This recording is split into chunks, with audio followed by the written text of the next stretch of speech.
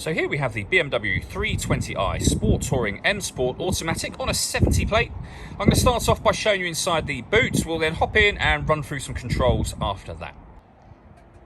So the tailgate on this car will open electronically. You can do that from the key or from the tailgate itself. As we approach the back of the car, you'll see we have reversing sensors. This car's also got a reversing camera.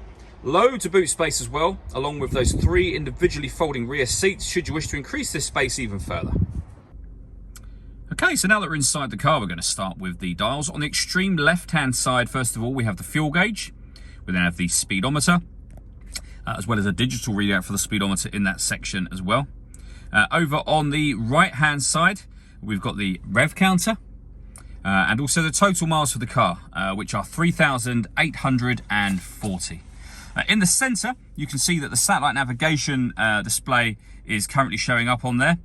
You can change various things from your radio to trip computer information, and you can have whatever you want displayed in that central section. And that is done using the buttons over on the right-hand side just here. Over on the left-hand side, we have cruise control and speed limiter. We have these paddles, so the minus and plus. That's so that you can change gear manually with this automatic gearbox, should you wish to do that. And then over in the centre, we have BMW's professional nav. So that's this extra wide touchscreen. Very, very easy system to use. There's a video that you can find on our website and also on our YouTube channel as well that will run into a bit more detail with regards to this system.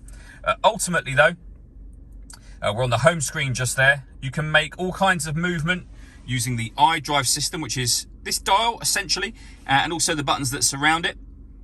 So you can, we're on the home menu for example, you can go straight to your satellite navigation map by pressing map, and you'll see that we're on that. If I press the home button, we go back to that main menu, and from there you can access things like your media should you want to listen to your own music, and you'll see you have a number of ways you can do that, including Bluetooth audio, Spotify.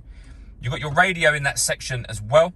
This car's got DAB and FM radio, so plenty of ways to listen to your music overall in this car.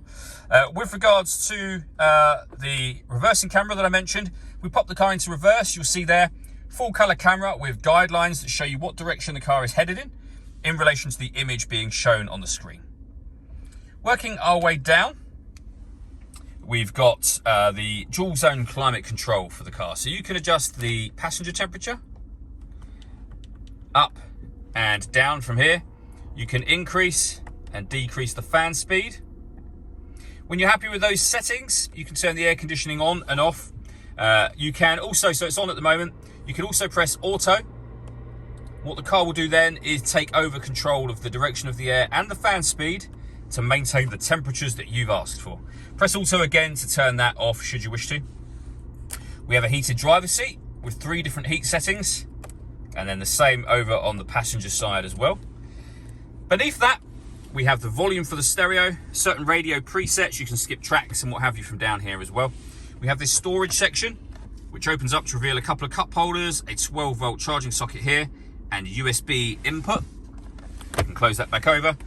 We then have the iDrive system, which I was running for a moment ago, the gear lever for the fully automatic gearbox, and then these buttons just here. So we can turn the traction control on and off, parking sensors on and off.